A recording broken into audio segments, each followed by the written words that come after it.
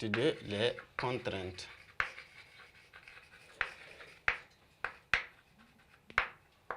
Les contraintes de la population américaine.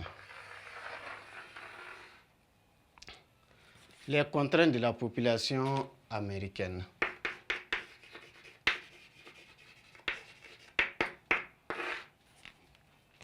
Nous avons parlé des atouts, maintenant il faut aborder l'autre côté également de cette population, parce que ce n'est pas seulement le côté positif, il y a également l'autre face qu'il faut analyser, les contraintes de cette population-là pour le développement des États-Unis d'Amérique.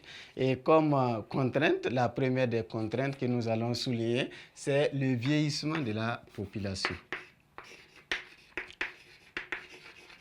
Le vieillissement.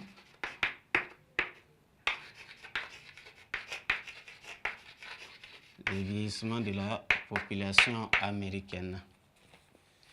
Le vieillissement de la population américaine constitue un obstacle, un problème pour le développement.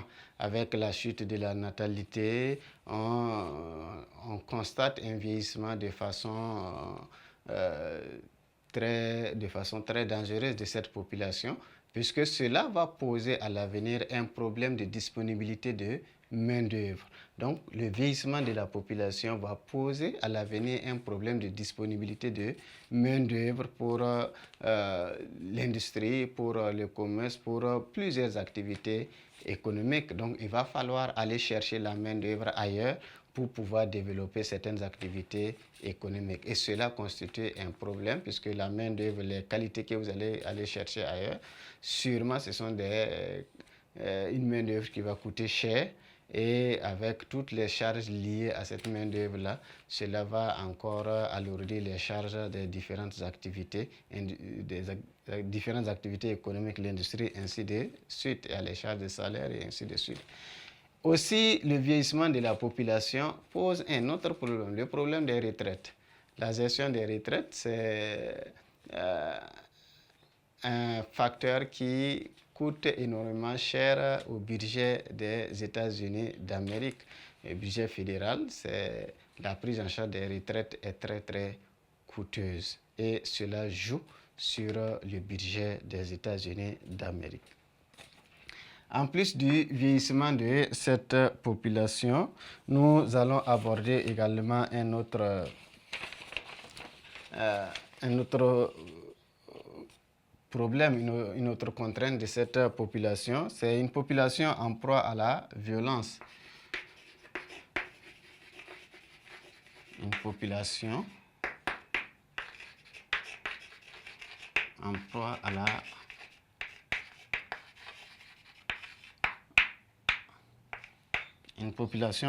la violence. Ici, il faut reconnaître que le droit de port d'armes, c'est un droit reconnu par la Constitution américaine. Donc, toute personne aux États-Unis qui remplit certaines conditions peut avoir le droit de porter, peut bénéficier de ce droit-là de porter une arme.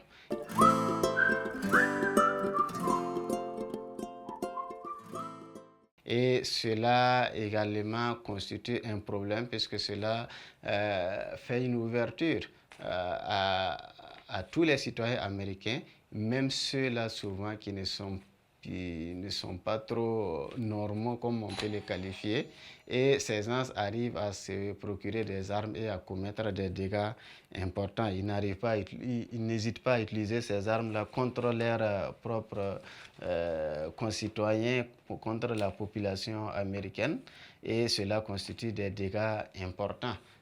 Il n'est pas rare de constater que soit dans des écoles ou bien des lieux de rassemblement, il y a des fusillades, soit des enfants, soit des adultes, souvent des déréglés, comme on peut les qualifier de fous souvent, qui utilisent des armes contre d'autres personnes, contre des populations qui arrivent à faire de nombreuses victimes.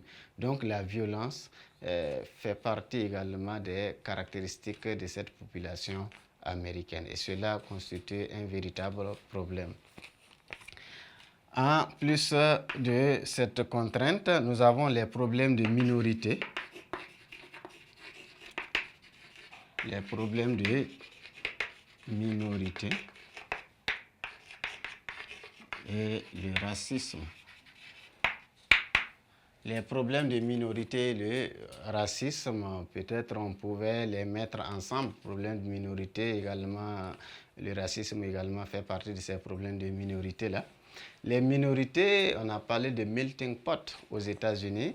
Le crazy, ça veut dire une situation dans laquelle la population, tous les Américains, ou même toute la population américaine est fortement intégrée en une unité.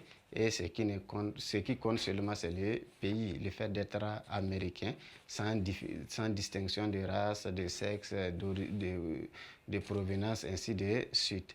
Mais jusqu'à présent, on constate que des minorités ne sont pas toujours intégrées et cela constitue un problème. Les Blancs ont toujours pris le dessus et c'est eux qui monopolisent toutes les activités économiques du pays et en laissant les autres qui crèvent dans la pauvreté, dans la misère. Et donc le fossé entre riches et pauvres ne fait que s'agrandir et cela constitue des fractures au sein de la société américaine. Le racisme s'exprime de plus en plus ou bien a toujours existé et existe toujours, surtout à l'égard des gens de couleur, surtout les Noirs. Les Noirs sont victimes du racisme de façon permanente aux États-Unis et cela avec ses lots de conséquences, de victimes humaines ainsi de suite. Donc, les problèmes de minorités, les minorités ne sont pas intégrées et cela constitue un véritable problème. Le racisme s'exprime à longueur de journée, au fil des années, avec également ses lots de victimes. La population américaine, avec le port d'armes reconnu par la Constitution américaine, cela permet à tous les Américains de se procurer des armes et cela aussi entraîne par endroits des conséquences importantes parce que d'autres personnes utilisent les armes contre leurs propres concitoyens avec des drames humains, de la désolation, ainsi de suite. Le vieillissement de la population américaine aussi constitue un problème pour le développement des États-Unis d'Amérique parce que cela va poser à l'avenir un problème de main-d'œuvre, de disponibilité de main-d'œuvre pour les activités économiques, mais également la prise en charge des retraites qui est très très coûteuse aux États-Unis et qui joue énormément sur le budget américain. Donc voici ce que nous pouvons dire de façon résumée, les atouts et les contraintes de la population sur le développement des États-Unis d'Amérique. Donc après ce grand 2, au cours duquel nous avons abordé les atouts et les contraintes de la population américaine, le grand 3 va nous permettre d'aborder le système économique des États-Unis d'Amérique. Quelles sont ses forces, quelles sont ses faiblesses?